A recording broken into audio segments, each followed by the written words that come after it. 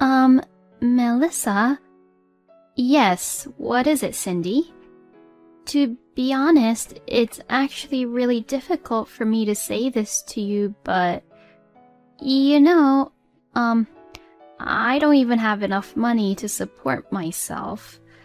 Okay.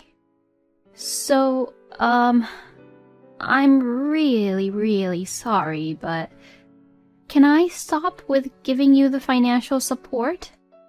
Huh? Financial support? I live on the pension and I can't really afford to give you any financial support. What do you mean by giving me the financial support? Huh? My name is Melissa, and I am 30 years old, working in a company. I met my husband Caleb through a singles party, and we just got married a year ago.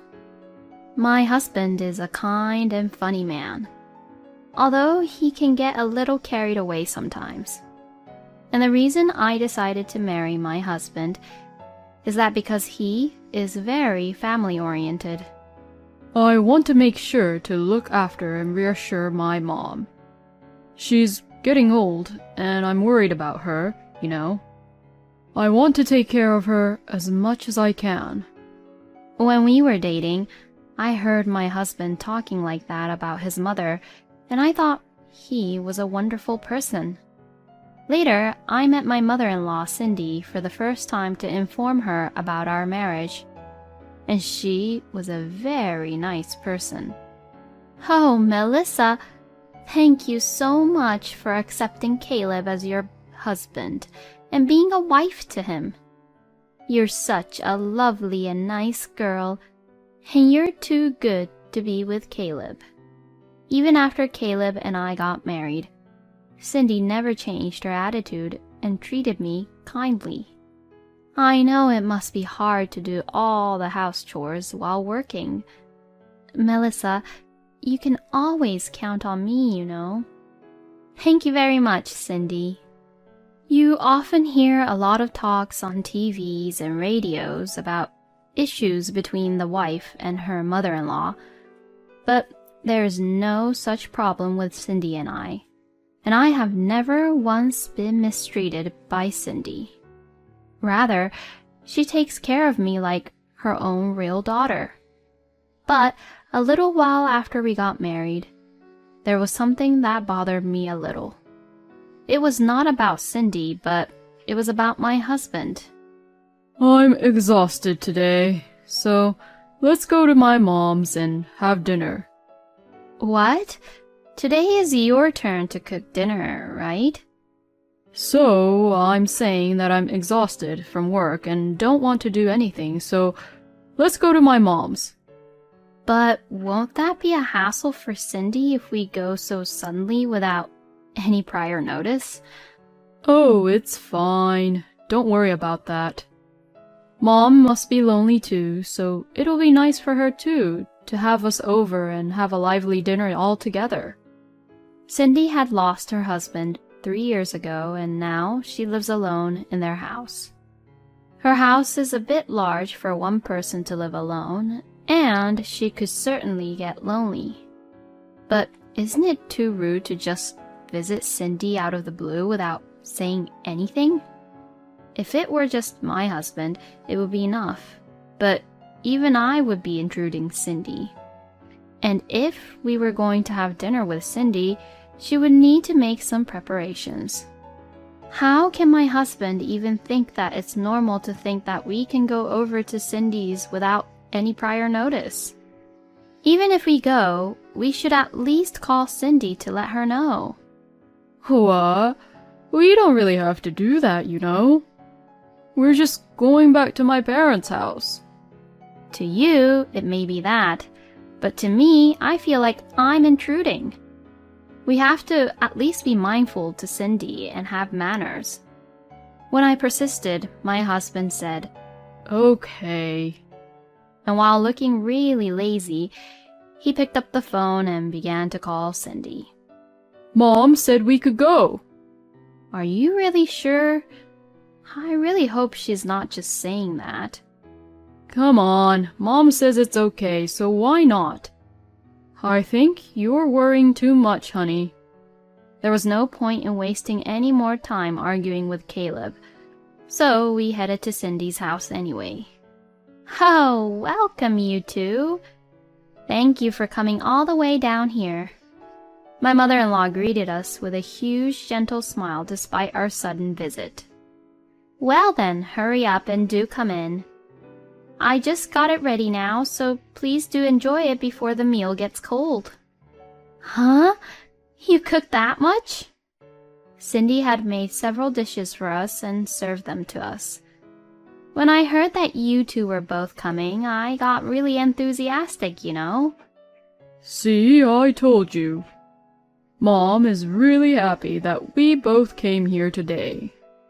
Even if that is true, it is too inconsiderate of Caleb to even say that in front of her. My husband opened a beer without any hesitation, drank it down, and ate what Cindy had cooked. Well, I'll have some of the dishes you cooked, Cindy. Thank you. No, please do eat a lot. How do you like it? Oh, it's very delicious. How did you make it? Oh, I'm so happy then. Next time, I'll teach you how to cook this. Yay, thank you so much. Because Cindy was always kind, both Caleb and I were able to have dinner that day in a peaceful way. But a few days later, my husband suggested once again that we should go back to Cindy's house for dinner. We went there just the other day. So that's just too much. It'll be a huge hassle. No, it's fine. I've already called her about it in advance this time. Oh, really? Yeah, I called Mom yesterday. Oh, so you were already planning to skip cooking today too? Oh, don't say it like that, honey. I did do my part in preparing the meal, haven't I? No, Cindy is the one who is preparing the meal. So practically, you didn't do anything. So, I'm the one who asked my mom to cook for us today, right? So that means that even though I'm in charge of cooking, making sure that the meal for us is ready is part of my responsibility too, right? I don't know what the hell Caleb was talking about. Even though Caleb was saying something nonsense, since Cindy had already prepared the meal, I had no choice but to go along with him. Cindy, I'm sorry for disturbing you again when we just came the other day. Oh, what are you talking about? I told you that you can count on me any time, didn't I? If you're in trouble, don't hesitate to ask me anything, okay? Well, it's not like we're really in any trouble. It's just that my husband is slacking off in cooking and doing house chores, and that's why he's only relying on Cindy for her meals. Thinking like that, I felt very sorry for Cindy. Since then, upon my husband's suggestion, we always went to Cindy's place to ask her to feed us on the days when he was in charge of cooking. Despite that, Cindy always greeted us with a smile and cooked us delicious home-cooked meals. But I felt really bad to ask Cindy to help us out without us doing anything so many times, and that's pretty questionable being adults and all. So I made a suggestion to my husband. Hey, I'm not going to tell you to stop going to Cindy's, but I think we should at least thank her for cooking meals for us. Huh? Like what? I think we should give Cindy some financial support for food, since she's taken care of us so much. I don't think Mom really cares much about that, though. No, but I still feel bad. I'll give you some money every month from my salary, so will you give it to Cindy for me? If I give the money directly to Cindy, I am sure that she would be too careful and would not accept it because she's a very kind person like that. So I thought it would be better to give it to her from my husband, who is her son. My husband's eyes widened in surprise, but he said, Well, if you insist that much, then I understand. I'll take responsibility and give it to Mom. I was relieved that I could now repay Cindy a little in this way. After that, we continued to eat dinner at Cindy's house, and my husband would say this, We're eating at Mom's place. as if it was a normal thing now. We had dinner at Cindy's house about twice a week, and before I knew it, 3 months had passed. Of course, I felt a little bad, but since I know that I also gave Cindy some financial support, maybe I was thinking in a spoiled way. Then, I learned about a shocking fact. It was after dinner one day at Cindy's house. Phew, I ate very well. Saying that, my husband had finished eating and was relaxing on the sofa watching TV. I was washing dishes and cleaning up with Cindy. Then, Cindy started talking to me with an awkward look on her face. Melissa? Yes, what is it, Cindy? To be honest, it's actually really difficult for me to say this to you, but, I don't even have enough money to support myself. Okay. So, I'm really, really sorry, but can I stop with giving you the financial support? Huh? Financial support? I live on pension and I can't really afford to give you any financial support. What do you mean by giving me the financial support? Huh? Well, like I cook you both meals regularly and how I'm giving you financial support regularly. What? I understand that you and Caleb are in trouble, but as you can imagine, I'm starting to feel a little desperate too. Hey, wait a minute. I don't know anything about you giving us financial support. What? Besides, I am giving you financial support every month, aren't I? Huh? I felt bad about you having to take care of us so many times, cooking us amazing meals, so I gave Caleb some money to give to you, Cindy. I haven't received anything from Caleb. What? Then both Cindy and I had realized something. There is only one person we could think of. I had never been pissed off like this ever before. Then I immediately went over to Caleb, who was lying on the sofa. Hey, Caleb! What is the meaning of this? What? What is it?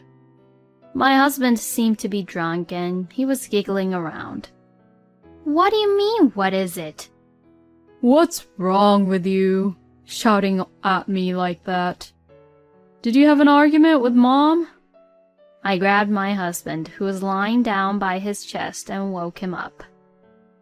What is it with you all of a sudden? We've been getting financial support from Cindy? What? And where did you put the money I asked you to give to Cindy? Well, that's... My husband is just clamming up, upset, as if he has something to be guilty of.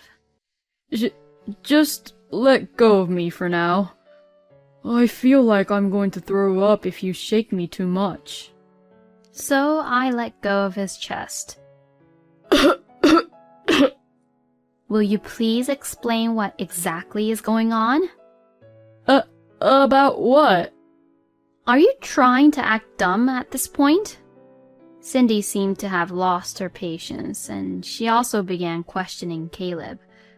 You told me that you were both in trouble, so I gave you money and even fed you dinner multiple times.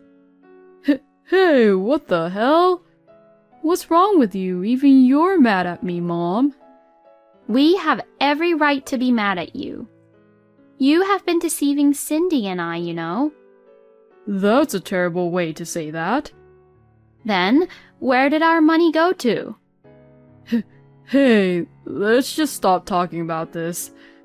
We've just had Mom's delicious food and now you're spoiling the good mood. And whose fault is it? That's... My husband couldn't say anything back anymore and went silent. You're not going to tell me how you spent the money, are you? All right, fine. Then I have an idea too. Caleb looked at me as if he was asking me what my idea was. I called my sister-in-law, Lila. Lila is very protective of me and takes care of me really well, and my husband is very weak towards Lila. Lila is a strong-willed, independent woman, and when my husband, who has always been a good guy, would get carried away, she makes sure to set things straight for Caleb. When I called Lila and explained the situation quickly, she said she would be here soon. When my husband found out that Lila was coming over, his face turned really pale. Lila lives about a 10-minute drive from Cindy's house, so she came right over. Caleb! What the hell did you do? What did you do with Mom and Melissa's money? That's... My husband stubbornly refused to talk even after Lila arrived. This is going to be a long battle. Melissa, you can go home for today. I'll interrogate him all night and make him talk. Thank you very much. I'll be waiting for your update. So, I took Lila's word for it and decided to go home first. The next day, when I went to work as usual, I received a message from Lila. Caleb finally came clean. He's a terrible bastard. Can you come over to Mom's house again after work today? I wondered what it was. I wondered what Caleb did which made Lila describe him like that. So, I went to Cindy's house after work. My husband and Lila was already there. Oh, Melissa, I'm sorry to make you come over again. It's okay. My husband was made to sit on the floor, and his face was turning pale by the minute. Well then, Caleb, why don't you talk to Melissa properly about the truth? I stood right in front of my husband to listen. He was looking down at himself really awkwardly. I can't really understand you if you keep looking down. Please explain to me what's going on. I'm so sorry. It was just a spur-of-the-moment kind of thing. What was? Well, I had an affair with another woman. Huh? I'm really sorry. So you were cheating on me behind my back? I guess so. You're such a bastard. I'm really sorry. And? What did you use the money on which Cindy and I gave you? Answer me properly. For the trip and the date and the hotels for the affair. And the travel fees. What? A trip? How did you even have the time? Oh. Don't tell me that you're talking about these business trips that you've been having frequently. My husband then nods awkwardly. Wow, I can't believe this. I can't believe that you lied about your job and went on a trip with a woman to have fun. I'm really, really sorry. It won't happen again, so please forgive me. Oh, there is no way that I will forgive you. We're getting a divorce. A divorce! No way. You can't just divorce me. It was a one-time mistake. Then, before I could get mad at Caleb for what he said, Lila and Cindy snapped. That's enough, Caleb. What you did is absolutely unforgivable. Yeah, that's right. And what do you mean it was just a one-time mistake? When you've been on numerous trips and you've been seeing her secretly many times. Divorce is a must. A wonderful person like Melissa shouldn't be pushed around by such a lousy brother like you, Caleb. You will definitely pay alimony for your affair and the money you stole from Mom and Melissa." Oh no. Then, Lila took out the official documents for divorce and handed them to me. She thought that I would need it, so she got it for me at the city hall, as well as a number for a lawyer. I checked the documents and signed the parts I needed to sign and gave it to Caleb. My husband was reluctant, but Lila and Cindy got angry with him again, so he signed it right away.